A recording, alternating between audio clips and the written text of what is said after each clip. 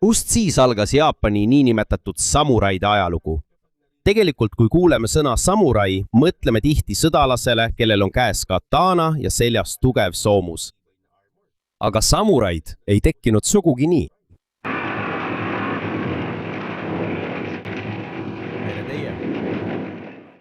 Enne kui nad said võimsaks, alustasid nad sõdalastena, kes kaitsesid rikaste perekondade maad ja vara Jaapanis. Keisri kontroll kaugemates Jaapani piirkondades oli tol ajal nõrk, mistõttu need sõdalased said veelgi võimsamaks. Aga küsimus on, kust see kõik alguse sai? Kuidas nad tekkisid, kes oli nende esimene juht ja just seda me hakkamegi uurima. Lähme tagasi 8. sajandi lõppu. Sel ajal viidi Jaapani pealinn üle Heian Kyosse, mida tänapäeval tuntakse Kyoto nime all. Siin elas keiser ja palju rikkaid perekondi. Kyotos arenesid ka kunst, kirjandus ja kultuur. Kuid Jaapani kaugemates piirkondades oli endiselt palju probleeme ja võitlusi. Ja nagu ma enne ütlesin, ei olnud valitsusel veel kogu Jaapani üle täieliku kontrolli.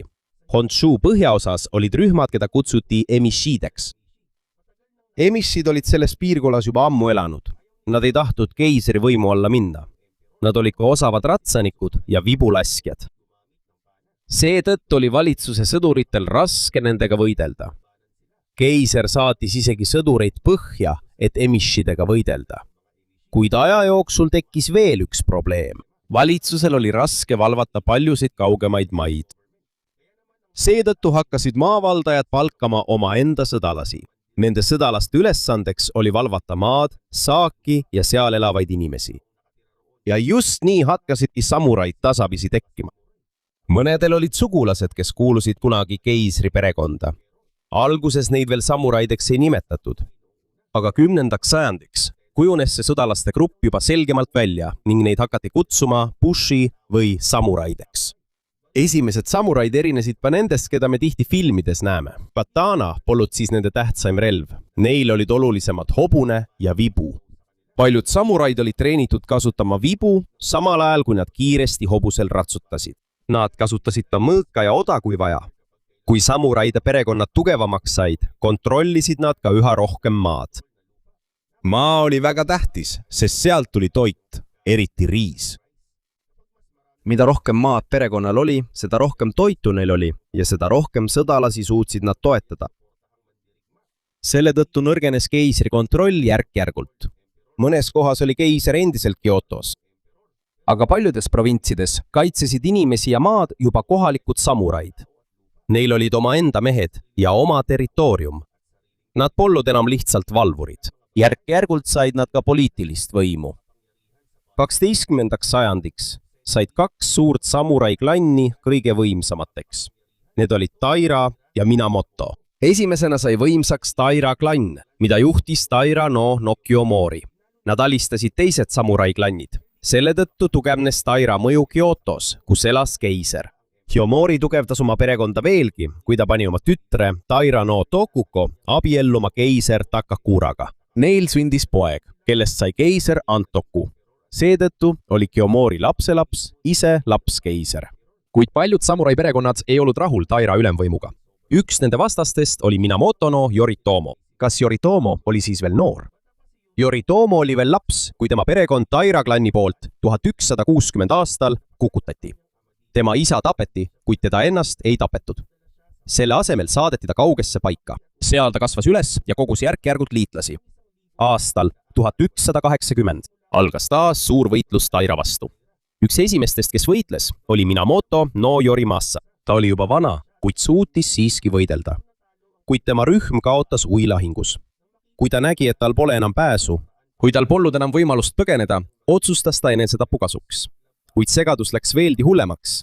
Aga kuidas? Ka teised Minamoto juhid jätkasid võitlust. Üks tähtsamaid teist oli Minamoto no Yoritomo. Ida-Jaapanist kogus Yoritomo endale liitlasi. Paljud samuraide perekonnad, kes ei tahtnud enam Taira võimu all olla, ühinesid temaga. Siit algas Genpei sõda, suur sõda Taira ja Minamoto vahel, mis kestis aastatel 1180 kuni 1185. See lahing otsustas, milline samuraide klann saab Jaapanis kõige võimsamaks. Sõja kestel löödi Taira klanni järk-järgult tagasi. Nad olid sunnitud Kyotost lahkuma. Nad viisid endaga kaasa ka noore keiser Antoku, kui nad põgenesid Lääne-Jaapanisse. 1185 aastal põgenemise ajal toimus suur Tannoura lahing. Taira ja Minamoto laevad võitlesid merel. Lõpuks sai Taira klann lüüa. Ka noor keiser Antoku oli nende seas. Taira kaotus muutis Jaapanit. Võitja Minamoto no Yoritomo jäi Kamakura piirkonda. Seal tugevdas ta oma enda sõjaväelist valitsust. Mõne aasta pärast, 1192 aastal, andis keiser Minamoto no Yoritomole shooguni tiitli. Shogun oli samuraide kõrgeim juht. Kamakura piirkonnast juhtis Yoritomo uut sõjaväelist valitsust, mida nimetati Kamakura shogunaadiks. Keiser jäi endiselt Kyotosse. Kuid suur osa tegelikust sõjalisest võimust ja provintside valitsemisest läks shoguni valitsuse kätte. Selle süsteemi all valitsesid erinevaid piirkondi võimsad samuraide perekonnad. Neil olid oma sõdalased, kes teenisid ja võitlesid nende eest. Selle tõttu muutus samuraide roll. Nad ei olnud enam lihtsalt sõdalased, kes valvasid maad. Paljud neist hakkasid ka valitsemises osalema. Oma teenistuse eest võisid nad saada maad. See tähendab positsiooni või õigust mingist kohast tulu saada. Kuid see ei tähendanud, et Jaapan muutus kohe rahulikuks. Oli endiselt palju mõjukaid samuraide perekondi, kellel olid oma huvid. Ikka veel tekkisid tülid, maavõimu ja selle üle, keda tuleks järgida. Oli ka samuraid, kes jäid ilma isandata. Kui nende isand suri või kaotas võimu, polnud neil enam kedagi, keda teenida. Samuraid, kellel polnud isandat, nimetati rooniniks. Rooninide elu oli erinev. Mõned otsisid endale uut isandat. Teised töötasid palgasõduritena või õpetasid võitluskunste. Mõned sattusid ka varguse või teiste kuritegude teele. Seetõttu ei olnud kõigi rooninide elu ühesugune. Aja jooksul muutus samuraide jaoks väga oluliseks oma isandale ustav olemine. Kui samurai kaotas või sai häbistatud, valisid mõned neist seppuku sooritamise. Seppuku on enesetapuviis, mis sai samuraide traditsiooni osaks. Kuid mitte kõik samuraid ei teinud seda. Samuti muutusid selle kohta käivad reeglid erinevatel aegadel. Sõjas tahtsid samuraid tõestada ka oma saavutusi. Kui nad tapsid olulise vaenlase, võidi neid premeerida. Seetõttu tõid mõned samuraid varem oma vaenlaste pead tõendina oma komandörile.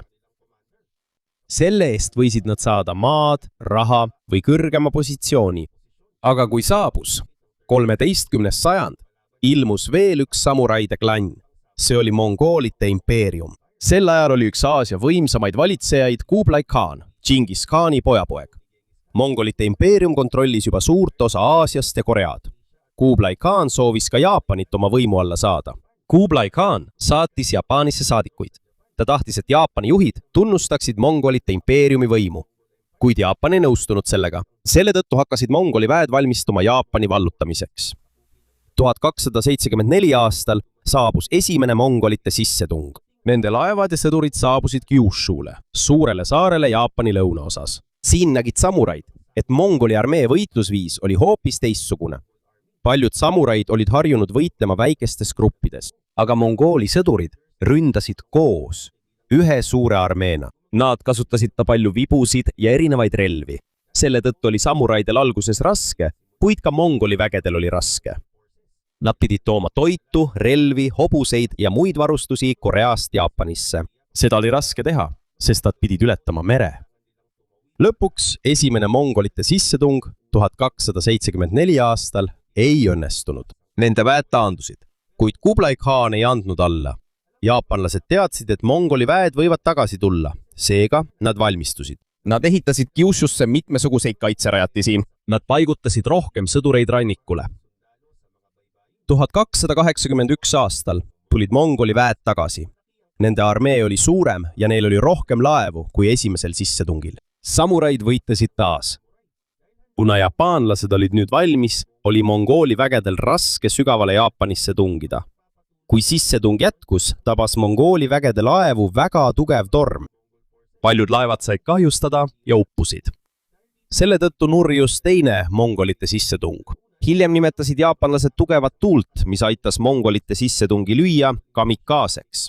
See tähendab jumalikku tuult ehk püha tuult. Jaapan pääses 2 mongolite sissetungist, kuid tekkis uus probleem. Kamakura valitsus kulutas palju raha ettevalmistustele ja võitlusele.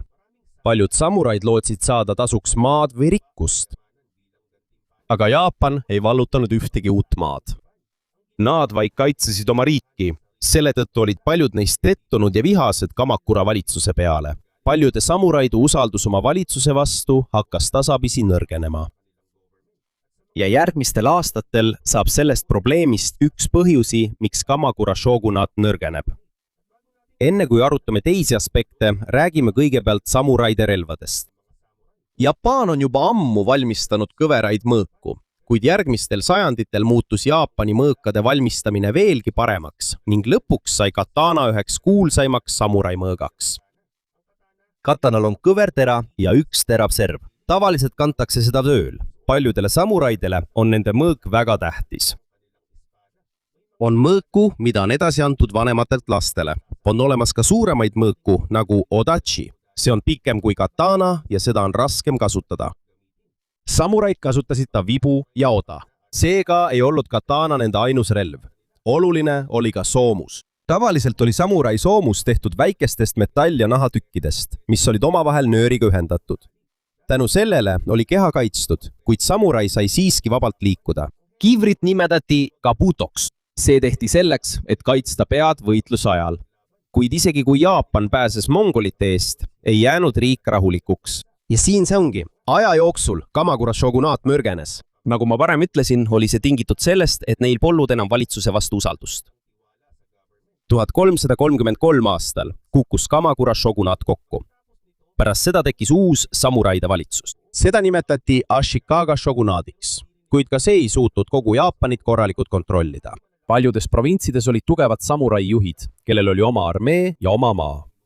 Neid võimsaid kohalikke juhte nimetati daimjodeks. Kui shogun nõrgenes, muutusid daimjod järjest tugevamaks. Aastal 1467 algas Kyotos Onini sõda. Probleem sai alguse vaidlusest selle üle, kes saab järgmiseks shoguniks. Kuid see kasvas kiiresti suuremaks, kuna erinevad samurai-klannid liitusid võitlusega. Onini sõda kestis peaaegu 11 aastat. Paljud Kyoto osad said lahingute tõttu kannatada. Pärast sõda nõrgenes shogun veelgi. Kuna shogun oli nõrk, hakkasid paljud daimjod oma enda piirkondi valitsema. Daimyo on võimas samuraide juht, kellel on oma maa ja armee. Selle tõttu tekkis Jaapanis palju eraldiseisvaid piirkondi, mida kontrollisid erinevad daimjod. Nad võitlesid sageli, et saada rohkem maad ja võimu. Seda ajajärku nimetatakse Sengoku perioodiks ehk sõdivate riikide ajastuks. See kestis üle 100 aasta. Sõdade jätkudes saabus Jaapanisse uus relv. Aastal 1543 saabusid mõned portugallased Tanegashimasse, ühele Jaapani lõunasaarele. Neil oli kaasas püss, mida nimetati tulilukupüssiks. Jaapanlastele meeldis see uus relv. Varsti õppisid nad ka ise tulilukupüsse valmistama. Varem kulus vibulaskmise või mõõgakunsti meistriks saamiseks palju aastaid treeningut, kuid püssi kasutamist oli palju lihtsam ja kiirem õppida. Selle tõttu muutusid tavalisest jalaväelased, keda kutsuti ashigaru, palju olulisemaks. Paljud neist ei pärinenud rikastest samuraide perekondadest, aga kui neile anti väljaõppe ja püssid, võisid nad olla suureks abiks armeele. Paljud daimjod hakkasid kiiresti kasutama tulirelvi, sest nad nägid, kui võimas relv see on. Üks juhtidest, kes oskas hästi tulirelvi kasutada, oli Oda Nobunaga. Oda Nobunaga oli mõjukas daimjo. Ta soovis lõpetada lõputud sõjad ja ühendada Jaapani ühe tugeva valitsuse alla. Nobunaga kasutas oma armees samuraid, ashigaru, vibusid, piike ja tulirelvi. Tänu sellele võitis ta palju lahinguid. 1568 aastal jõudis Nobunaga Kyotosse ja tema võim kasvas veelgi. 1573 aastal kukutas ta Ashikaga shogunaadi. Pärast seda jätkas ta teiste Jaapani piirkondade vallutamist, kuid tal oli endiselt palju vaenlasi. Oli daimjosid, kes ei tahtnud talle alluda. Oli ka mõned budistlikud rühmitused, kellel oli oma armee ja tugevad baasid. Üks Nobunaga suurimaid vaenlasi oli Ishiyama Honganji Osakas. See oli suur budistlik tempel, mis meenutas kindlust. Võitlus kestis mitu aastat enne kui kindlus 1580. aastal alistus. Nobunaga võitles ka Iga sõdalaste vastu. See koht oli tuntud võitlejate poolest, kes kasutasid luuramist. Rünnakud olid ootamatud ja nad oskasid hästi varjuda. Hiljem hakati selliseid sõdalasi seostama niinimetatud ninjadega. Mida rohkem Nobunaga alasid vallutas, seda lähemale jõudis ta oma eesmärgile ühendada Jaapan. Aga 1582 aastal muutus kõik järsku. Üks tema enda kindralitest, Akechi Mitsuhide, reetis teda. Mitsuhide mehed ründasid Nobunagat, kui ta viibis Honnoji templis Kyotos. Nobunaga oli ümber piiratud ja tal polnud enam ohutut teed põgenemiseks. Ta hukkus selles juhtumis. Pärast Nobunaga surma arvas Mitsuhide, et ta saab võimu enda kätte. Kuid see ei kestnud kaua, sest Nobunagal oli veel üks kindral, kelle nimi oli Toyotomi Hideyoshi. Kui Hideyoshi sai teada, et Nobunaga on surnud, viis ta kiiresti oma armee Mitsuhide vastu. Hideyoshil õnnestus Mitsuhide armee lüüa. Mitsuhide hukkus samuti, kui ta üritas põgeneda, et pääseda. Pärast seda sai Hideyoshist üks võimsamaid mehi. Hideyoshi elu oli erakordne, sest ta ei sündinud mõjukasse samurai perekonda. Ta pärines lihtsast perest ja alustas Nobunaga madalama astme teenrina. Kuid tänu Hideyoshi oskustele sõjanduses ja juhtimises anti talle järk-järgult tähtsamaid ülesandeid. Aja jooksul sai temast üks Nobunaga parimaid kindraleid. Pärast Nobunaga surma jätkas Hideyoshi Jaapani ühendamise plaani. Ta alistas või allutas ükshaaval kõik ülejäänud taimiod. 1591. aastaks oli peaaegu kogu Jaapan tema kontrolli all. Hideyoshi soovis ka takistada taimiodel ja tavainimestel uut mässu alustamast. 1588 aastal andis ta käsu koguda mõõgad ja muud relvad paljudelt tavalistelt inimestelt. Seda nimetati mõõgajahiks. Selle eesmärk oli muuta talupoegadel ja teistel tavalistel inimestel valitsuse vastu võitlemine raskemaks. Samuraide ja tavaliste kodanike vaheline eraldatus muutus samuti selgemaks. Tänu Hideyoshi tegevusele lõppesid Jaapanis järk-järgult paljud sisemised sõjad. Aga tema plaan ei olnud veel lõppenud. Pärast Jaapani ühendamist koostas Toyotomi Hideyoshi veelgi suurema plaani. Ta soovis laiendada oma võimu väljapoole Jaapanit. 1592 aastal saatis ta umbes 150 000 Jaapani sõdurit Koreasse. Jaapani armee tungis kiiresti Koreasse ja vallutas mitu olulist linna.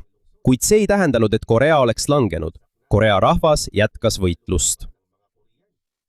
Koreale tulid appi ka mingi Hiina sõdurid. Selle tõttu muutus sõda Jaapani jaoks palju raskemaks. Selles sõjas kasutasid mõned Jaapani sõdalased julma meetodit, et tõestada, mitu vaenlast nad tapsid. Varem tõid nad oma alistatud vaenlase pea tõendina kaasa. Aga Koreas sai tavaliseks ka nina ja mõnikord osa kõrva äravõtmine. Need saadeti tagasi Jaapanisse ja neid peeti tõendiks nende saavutuste kohta sõjas. Ohvriks ei langenud ainult sõdurid. Ka tavalised korealased ja sõdurid Ming Hiinast said ohvriteks. Kyotos on üks matmisküngas, mis on selle sündmusega seotud. Seda nimetatakse mimisukaks, mis tähendab kõrvaküngast. Kuid suurem osa siia maetustest on ninad, mis toodi Koreast. Mimisuka rajati 1597 aastal ja see on tänaseni Kyotos alles. Sõja jätkudes oli Jaapani armeel jätkuvalt raske Koreat täielikult kontrolli alla saada. Korea väed jätkasid võitlust, samal ajal kui mingi Hiina neid toetas. Jaapanil oli samuti raskusi toidu, relvade ja muude varustuste toimetamisega oma sõduritele. 1597 aastal saatis Hideyoshi taas suure väe Koreasse. Kuid ka see ei lõpetanud sõda. 1598 aastal suri Toyotomi Hideyoshi. Pärast tema surma käskisid Jaapani juhid oma sõduritel koju naasta. Peaaegu 7 aastat kestnud sõda lõppes nii, et Jaapan ei suutnud vallutada ei Koread ega Hiinat. Kuid Hideyoshi surm tõi Jaapanile kaasa uue probleemi. Tema poeg Toyotomi Hideyori oli veel noor. Seetõttu jättis Hideyoshi enne surma võimsate taimiode rühma, kes pidid aitama riiki juhtida, kuni tema poeg suuremaks kasvab. Üks neist oli Tokugawa Ieyasu, üks Jaapani võimsamaid taimiosid. Pärast Hideyoshi surma jagunesid võimsad taimiod taas. Aastal 1600 kohtusid 2 suurt rühma Sekigahara lahingus. Tokugawa Ieyasu rühm võitis. Tänu sellele võidule sai Ieyasust Jaapani kõige võimsam sõjaline juht. Aastal 1603 andis keiser talle shoguni tiitli. Siit algas Tokugawa shogunaat. Tokugawa perekond juhtis oma valitsust Edos. Edo on linn, mida me tunneme tänapäeval Tokyo nime all. Tokugawa võimu all muutus kontroll taimiode üle veelgi rangemaks. Shogun soovis kindlustada, et ükski suur samuraide klann ei saaks enam kodusõda alustada. See süsteem osutus edukaks. Üle 250 aasta oli suur osa Jaapanist palju rahulikum kui Sengoku ajastul. Kuna suuri sõdu oli vähem, muutus ka samuraide töö iseloom. Paljud samuraid ei viibinud enam pidevalt lahinguväljal. Mõned neist said riigiametnikeks, halduriteks, õpetajateks või õpetlasteks. Oli ka samuraid, kes õppisid kirjutamist, luulet ja muid kunste. Sel ajal kujunesid välja tuntud ideed Bushido ehk sõdalase tee kohta. Need olid ideed lojaalsusest, distsipliinist, vaprusest ja valmisolekust ohverdada end. Kuid kogu ajaloo vältel ei olnud olemas ühtset Bushido reeglistikku, mida kõik samuraid järgiksid. Ideed muutusid ajas. See sõltus ajastust ja kohast. Samuti muutusid Jaapani suhted teiste riikidega. 17. sajandil piiras Tokugawa valitsus paljude välismaalaste siselemist riiki ning kontrollis rangelt jaapanlaste reisimist riigist välja. Kuid Jaapanit ei suletud täielikult ülejäänud maailma eest. Piiratud kaubandus jätkus, eriti hollandlaste ja Hiina kaupmeestega Nagasakis. Jaapanil olid suhted ka Korea ja teiste lähedal asuvate piirkondadega. Tokugawa süsteem kestis üle 2 sajandi.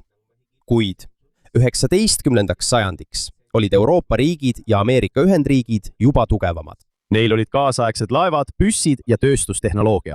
1853 aastal saabus Jaapanisse Ühendriikide mereväe komodoor Matthew Perry koos kaasaegsete sõjalaevadega. Ühendriigid soovisid, et Jaapan avaks oma sadamad nende laevadele. Perry tuli tagasi 1854 aastal. Lõpuks allkirjastasid Jaapan ja Ühendriigid Kanagawa lepingu, see avas Shimoda ja Hakodate sadamad Ameerika laevadele. Järgnesid ka teised lepingud lääneriikidega. See oli suur probleem Tokugawa shogunaadile. Paljud jaapanlased küsisid, miks shogul ei suuda võõramaalasi peatada. Ka samuraid jagunesid. Mõned tahtsid võõramaalased välja ajada. Teised uskusid, et Jaapan peab lääneriikidelt õppima, et tugevamaks saada. Konflikt kasvas, kuni puhkes lahing. Shoguni toetajate ja nende vahel, kes tahtsid võimu keisrile tagasi anda. Aastal 1867 andis viimane Tokugawa shogun Tokugawa Yoshinobu oma võimu tagasi keisrile. Järgmisel aastal algas suur muutus, mida nimetatakse Meiji restauratsiooniks. Uueks keisriks sai keiser Meiji. Uus valitsus soovis muuta Jaapani kaasaegseks riigiks. Nad võtsid ideid, tehnoloogiat ja sõjaväesüsteemi lääneriikidelt. Aga selleks pidid nad kaotama ka vana süsteemi, mis andis samuraidele erilise positsiooni. Samm-sammult kadusid samuraide erilised õigused. Aastal 1873 lõi Jaapan uue sõjaväesüsteemi, kus tavalisi mehi võidi võtta sõduriteks.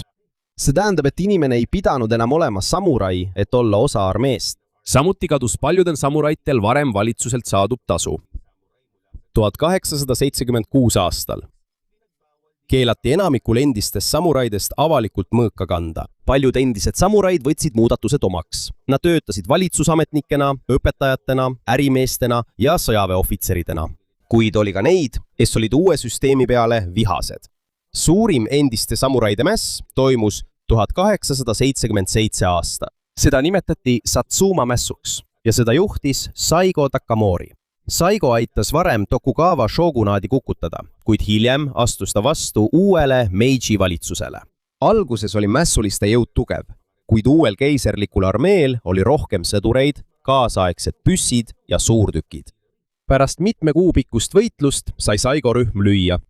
Saigo suri 24. septembril 1877. Pärast Satsuma mässu kaotust sai selgeks, et on lõppenud ajastu, mil samuraid olid Jaapani eriline sõdalaste klass. Kuid samuraid ei kadunud Jaapani kultuurist. Lugusid nende vaprusest, lojaalsusest ja distsipliinist jutustati edasi raamatutes, teatris ja hiljem ka filmides. Kuid oluline on meeles pidada, et tänapäeval tuntud samurai kujutis on segu tõelisest ajaloost ja hilisematel aegadel kujunenud ideedest. 20. sajandi saabudes kasutasid mõned Jaapani sõjaväejuhid ja natsionalistid Bushido lojaalsuse ja ohverdamise ideid, et julgustada sõdureid. Kuid kaasaegne Jaapani sõjavägi ei ole lihtsalt vana samuraisüsteemi jätk. See oli teine ajastu, teine valitsus ja hoopis teistsugune sõjavägi. isegi sõna kamikaze, mida kasutati Jaapani enesetapupilootide kohta Teise maailmasõja ajal, pärineb vanemast loost jumalikust tuulest, mis aitas 13 sajandil hävitada Mongoli invasioonilaevastikku.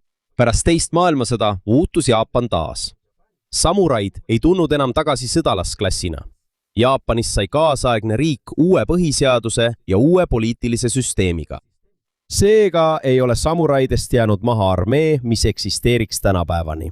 Nende pärandiks on hoopis suur osa Jaapani ajaloost ja kultuurist. Paljude sajandite jooksul alustasid samuraid sõdalastena, kes valvasid maad. Nad said järjest võimsamaks, kuni lõpuks juhtisid Jaapani sõjaväelist valitsust. Nad võitlesid omavahel pikkades kodusõdades, aitasid kaasa riigi ühendamisele ja hiljem said neist rahuajal valitsusametnikud. Kuid kui saabus moodne ajastu, lõi Jaapan ise süsteemi, mis enam ei vajanud samuraid. Nende eriline positsioon sai läbi, kuid samurai nimi, lood ja kujutised jäid alles ning said üheks tuntumaks osaks Jaapani ajaloos.